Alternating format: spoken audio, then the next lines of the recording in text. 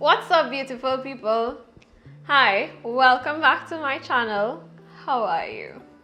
So, I hope you've been enjoying all these recipes that we put out here, and it's number 2 or the second video of this dessert series. We could all agree it's been some very strange times, at least for the last year and a half plus. And one of the strange things that happened, somehow everybody around the world was making banana bread as well as cinnamon rolls in 2020. I don't know how that happened, but it happened. So in today's video, we are going to be making banana bread. Now, I don't necessarily consider banana bread to be a dessert. I don't know. It's sweet, yeah, but I don't think of it as a dessert. It's like a every time snack, pre-workout, breakfast. I literally have a slice of banana bread with coffee and some eggs and I'm ready to go. But we are going to be making banana bread. It's perfect for snacking, and depending on what you put in it and at what ratios, it could be a really, really delicious and healthy treat. So let's get right into it. We're gonna start by mixing together our dry ingredients. So I have some flour in a bowl already. We're just gonna add to that some oats. You could use oat flour, almond flour, coconut flour, but I just have some quick oats, that's fine too. I like mixing together the flour and oats. With the oats you get a little more fiber, a little more protein than flour. But yeah, so the flour just gives it a little bit of airiness. It makes it a lot lighter. We have baking powder, baking soda, some salt, and then we're gonna add cinnamon and some cardamom to the mix. This is where it's gonna really come true. All right. I have to add cardamom to my shopping list. But you're just gonna add everything into a bowl and combine these together.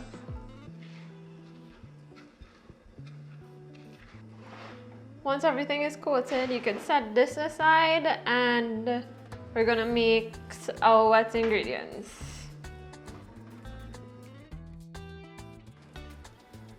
Okay, so actually I forgot my scale. I'll be back. Good. So I saw a recipe that used almond butter in their banana bread and I thought it was genius. And I've been using peanut butter to make my banana bread ever since. It's amazing, trust me. So in your next large bowl, you're gonna be using 75 grams of peanut butter, smooth peanut butter that is. Ever since, you know how I feel about, homemade peanut butter. So we have 75 grams of this homemade peanut butter here. Okay. Right. To that, you're gonna add some coconut oil.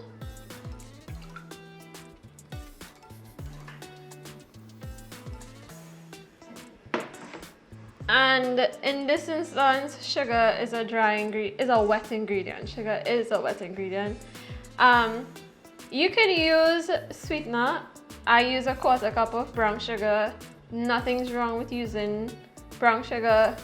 Everything in moderation, as I always say. If you're gonna use a 0-calorie sweetener, it tends to be a lot sweeter than brown sugar. So you could just use that measurement and cut it down to half. It depends on how sweet you like your banana bread as well. I don't really like it if it's too sweet. I still want to get the flavor of the banana as well as the spices in there. So once you add the sugar in here, you're going to just mix it all together. This is one of those recipes that you don't need much tools. You just need a good spatula or whisk and everything will come together really, really nicely. Right, once that's combined, we use yogurt. So I have some plain Greek yogurt. You're gonna add that in.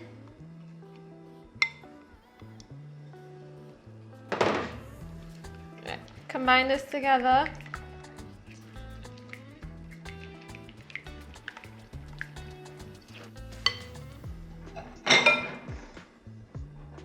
Our eggs are going to go in one at a time.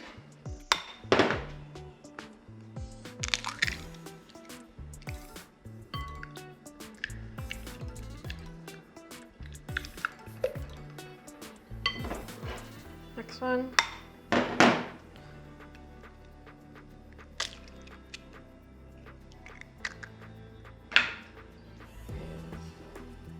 A little shell got in there. All right. Okay. And the majority of our wet ingredients are now combined. I add a little bit of oat milk, just to add some more moisture. Since we're using oats, you can use almond milk, full cream milk, literally any milk that you like. And it's literally just a quarter cup worth. And then goes our banana. So mine just look like this big bowl of sludge because I had some banana puree in the freezer. It defrosted. This is what it looks like. But you could go ahead and use fresh bananas. It's like a cup worth. Around 3 bananas is good, but the good thing with mine is that it's super ripe. And it's already gotten a little fermented, so it's gonna be extremely sweet as well, which works out perfectly since I didn't want to add too much additional sugar to it. So just add my bananas to there, yeah, my bowl of sludge. Also, that's like handy though. If you do get overripe bananas, just mash them up, put them in the freezer, and it works just as well. Plus, it's really convenient to always have these ingredients handy. Like, I don't think I've had to buy anything for this one because it's stuff you already have in your house. That's the beauty of it. And the last, well, actually no. I always forget vanilla. In goes the vanilla. I feel like that's my thing.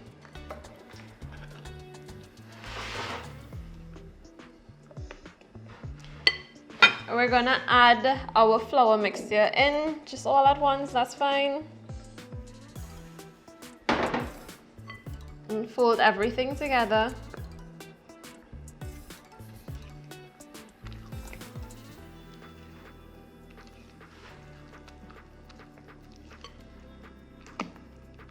So this is optional. If you don't have to put it in, but I just really love adding some chocolate chips as well as some freshly toasted pecans to my mix. You can add whatever add-ins you want as well, cranberries, raisins, almonds, whatever you want to put in your banana bread, go ahead. If you want to keep it macro friendly, measure out your mixins as well. If you're just here for a good time, you know, pour to your heart's delight. So my chocolate chips and my pecans.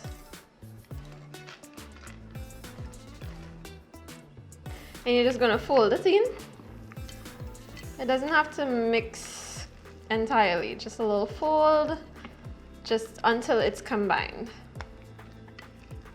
I forgot to mention, preheat your oven to 350 degrees Fahrenheit. So that's already been preheated, and I have a prepared baking pan. A loaf pan that is, it's been sprayed with non-stick spray and lined with some parchment paper. I leave some excess on top because it just makes it easier to take the entire thing out. Or you could just line it with some spray and flour. Yeah, just make sure and line your pan. And in goes the batter, you just pour it in.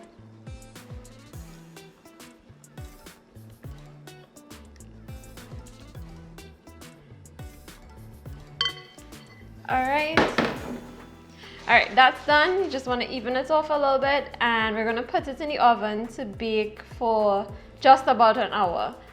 It should take probably an hour, hour and 10 minutes. It depends, but try not to touch it or open the oven until it's done, because you'll get a nice dome. It'll look like a bread. It'll be beautiful.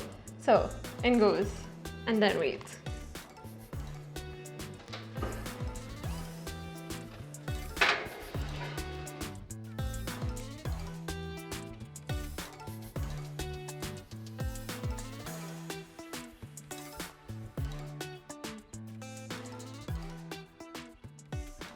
I feel like waiting for banana bread to finish make is a game of patience, you know? A whole hour. And then on top of that, the entire place just smells like baked cinnamon and bananas, which is a really, really good smell.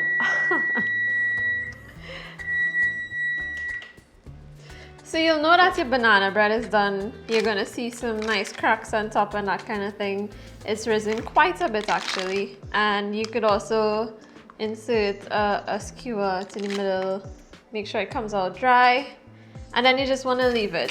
Let it cool. So you can place it on a wire rack. You see how this thing came in handy? Yeah, so place it on a wire rack and just let it cool. And we'll cut into it in a bit. So more patience. Yeah, so we'll wait yet again. Alright, so mine's been cooling. It still feels pretty warm, but I'm going to cut inside so we can see what it looks like.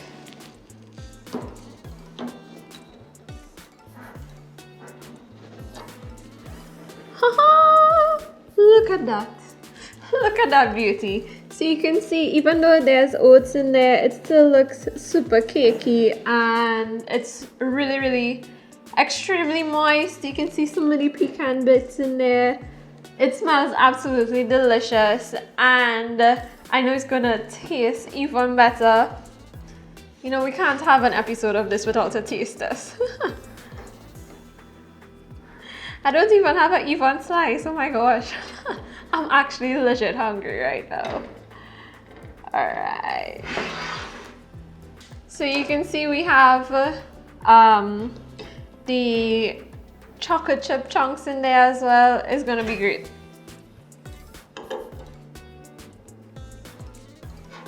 It's super cakey.